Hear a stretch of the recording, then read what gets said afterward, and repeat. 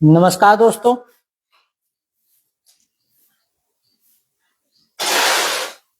एक बेहतर दुनिया का निर्माण करने के लिए इंसान के अंदर अगर कुछ बेहतर सॉफ्टवेयर डाल दिए जाए तो हम एक बेहतर दुनिया का निर्माण कर सकते हैं।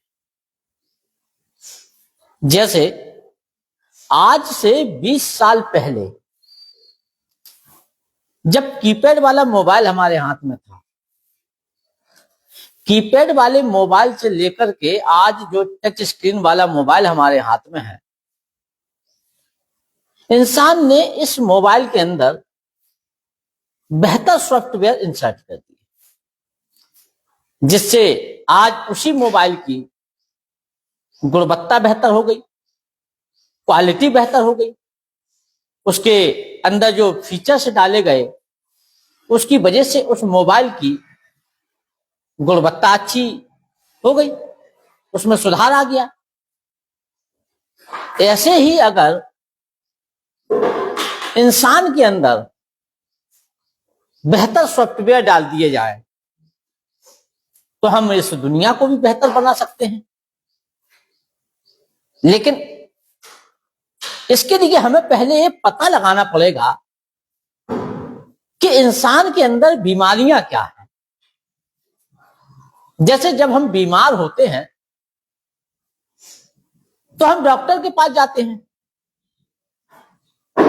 डॉक्टर कई प्रकार की जांच कराता है, उसके बाद में पता लगाता है कि क्या बीमारी है और फिर उसका निदान कर देता है। ऐसे ही हमें एक बेहतर दुनिया का निर्माण करने के लिए समाज के अंदर पहले ये पता लगाना पड़ेगा कि समाज में बीमारियां क्या हैं। जैसे राजा राममोहन राय ने पता लगाया कि सती के नाम पर महिलाओं को जिंदा जला देना एक घातक सामाजिक बीमारी है। जैसे ईश्वरचंद्र विद्यासागर ने पता लगाया कि विधवाओं के साथ अमानवीय क्रूरता मानवता के खिलाफ है। पहले आप लोगों ने देखा होगा कि जो महिलाएं विधवा हो जाती थी उनका सर और मूंड दिया जाता था, सफेद साड़ी उनको पहना दी जाती थी और यहां तक कि उनका दर्शन भी अशुभ माना जाता था।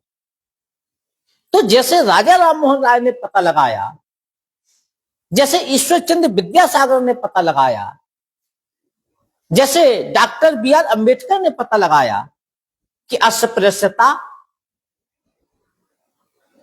जाति भेद, ऊंच नीच, छुआछूत, बाल व्यवस्था, ये सब घातक बीमारियां हैं। ये समाज के लिए नासूर हैं, ये समाज के लिए जहर है। और ये बीमारियां अगर समाप्त हो जाएं तो हम एक बेहतर समाज का निर्माण कर सकते हैं और एक बेहतर दुनिया बना सकते हैं। तो सबसे पहले हमें ये पता लगाना पड़ेगा कि समाज में बीमारियां क्या हैं, समाज किन किन बीमारियों से ग्रस्त है। समाज के अंदर जितनी भी कुरीतियां हैं, अंधविश्वास है, पाखंड है, ढोंग है, ये सब क्या हो जाए, ये सब समाप्त हो जाए, तर्क और विज्ञान का दायरा बढ़ जाए। तो पर्ची निकाल करके इलाज करने वाले बाबा या कृपा कहीं पर अटकी है ऐसा बताने वाले बाबाओं की छुट्टी हो जाए। तो तर्क और विज्ञान का दायरा जितना ज्यादा बड़ा होगा, समाज के अंदर जितनी भी बीमारियां हैं, जो कुरीतियां हैं, ढोंग है, पाखंड है, अंधविश्वास है, ये सब उतने ही कमजोर होते चले जाएंगे।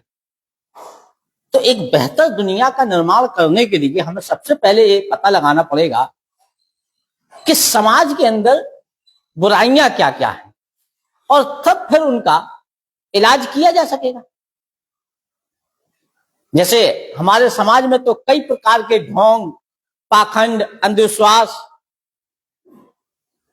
एक समाज की ये भी विडंबना है कि हम हाथ में धागा बांध लेंगे, गले में गंदा ताबीज पहन लेंगे कि इससे भूत प्रेत नहीं लगेगा। हम मंदिर मस्जिद में धागा बांध आएंगे, हम पीपल पे धागा बांध आएंगे।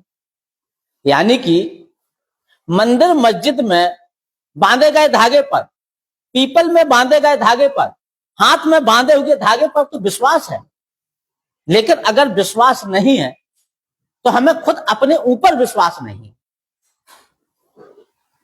जैसे ही कुछ लोग तो मंदिर मस्जिद गुरुद्वारे के चक्कर इसलिए भी लगाते रहते हैं कि छोकरी मिल जाए, नौकरी लग जाए, क्योंकि ये ऐसे आलसी निठल्ले लोग हैं जिन पर मेहनत मेहनत कुछ होती नहीं है, भगवान के भरोसे बैठे हुए हैं, भगवान इनका बीमा एजेंट है, बस इंतजार करते हैं कि पॉलिसी किसी तरीके से पूरी हो जाए। ऐसे ही कुछ लोग आपने देखा होगा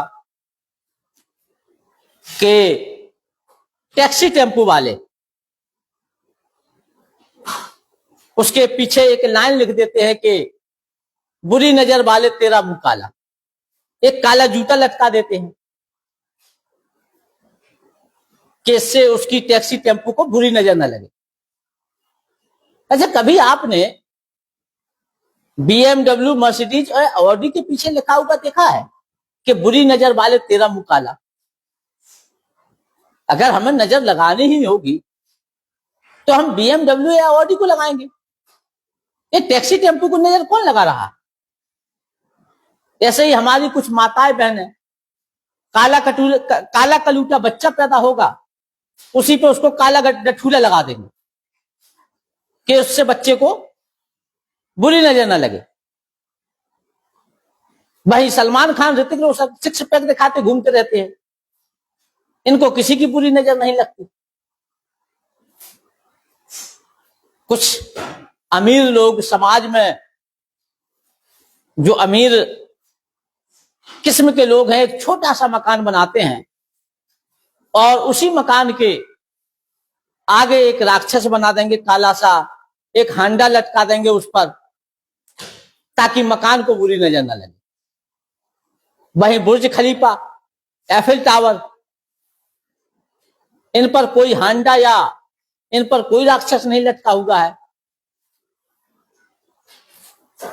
इवन यहां तक कि ढोंग और पाखंड की भी एक सीमा होती है कि कंप्यूटर साइंस में मास्टर डिग्री रखने वाला व्यक्ति भी बिल्ली के रास्ता काट जाने पर अपने पैर पीछे खींच लेता है।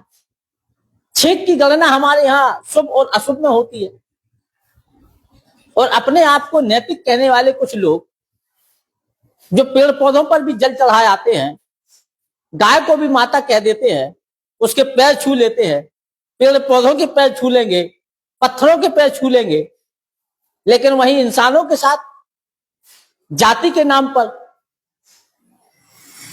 अपने पैर पीछे खींच लेंगे। तो ये समाज के अंदर जितने भी ढोंग हैं, जितने भी पाखंड हैं, जितने भी अंधविश्वास है, वो कुरीतियां हैं, अगर ये सारी समाप्त हो जाएं और इंसान के अंदर बेहतर मूल्य डाल दिए जाए तो हम एक बेहतर दुनिया का निर्माण कर सकते हैं। मरने के बाद दुनिया बेहतर नहीं होती है। जैसा कि धर्म कहते हैं कि अल्लाह तय करेगा कि तुम जन्नत में जाओगे या दोजख में जाओगे, भगवान तय करेगा कि तुम्हें स्वर्ग मिलेगा या नरक मिलेगा। हर धर्म के अपने कायदे कानून हैं, और स्वर्ग नरक जाने का प्रीमियम मेंबरशिप वहीं से लेना पड़ता है। जैसे इस्लाम में आप चले जाइए तो 5 जून की नमाज हो गई, हज जकात हो गया, ये जन्नत में जाने का उनका प्रीमियम मेंबरशिप है। ऐसे ही हिंदुओं में चले जाएंगे आप तो हिंदू धर्म में नियमित पूजा पाठ हो गया, स्नान हो गया, मंदिर हो गया, सत्यनारायण की कथा हो गई, ये उनके स्वर्ग जाने का टिकट है। जिस दुनिया के बारे में हमें रत्ती भर भी ज्ञान नहीं, जो मायावी दुनिया है, उस मायावी दुनिया के बारे में हमारा ज्ञान जीरो है, उसको हम सुंदर बनाने में लगे हुए हैं। और जिस दुनिया में हम रह रहे हैं, जिस दुनिया में इंसान रहता है, उस दुनिया का सत्यानाश करने में लगे हुए हैं। कई प्रकार की कुरीतियां, पाखंड, अंधविश्वास के जाल में फंसे हुए हैं, उनको ढो रहे हैं।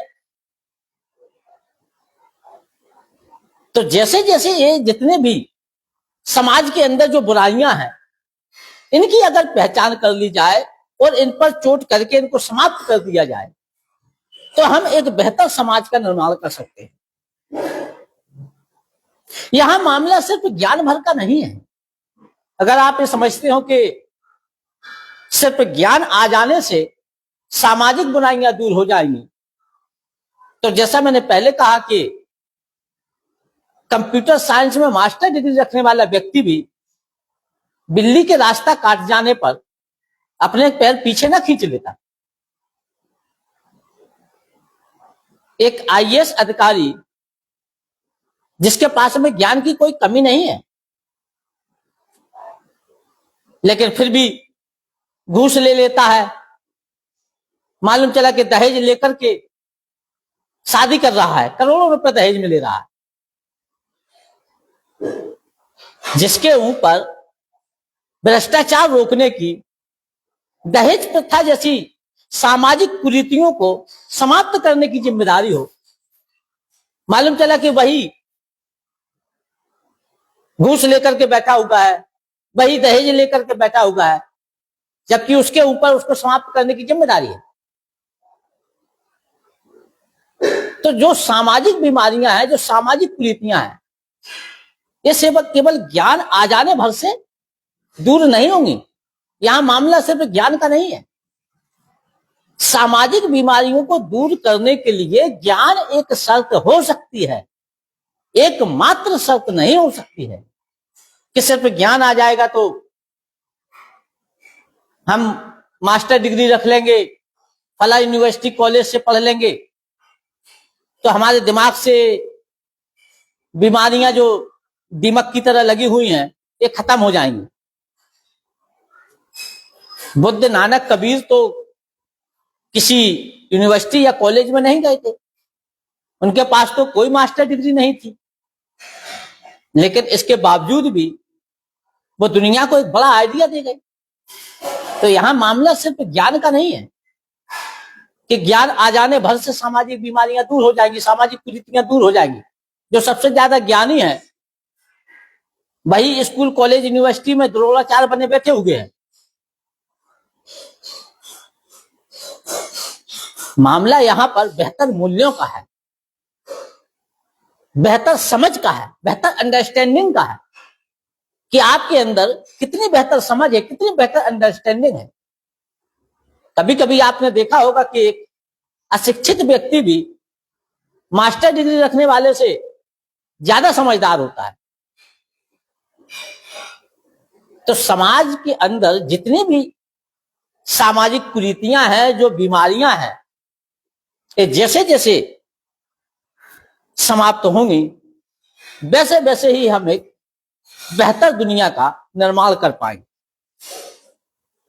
तो आज हमने बात की, छोटी सी बात आपके सामने रखी कि समाज के अंदर जो अंधविश्वास हैं, कुरीतियां हैं, पाखंड हैं, ढोंग हैं, ये अगर समाप्त हो जाए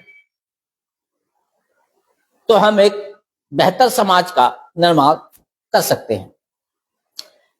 नेक्स्ट वीडियो में हम लोग बात करेंगे डॉक्टर बी.आर. अम्बेडकर और महात्मा गांधी के समाज सुधार के तरीके की, कि दोनों किस प्रकार का समाज बनाना चाहते थे और दोनों के समाज सुधार के तरीके में क्या अंतर है।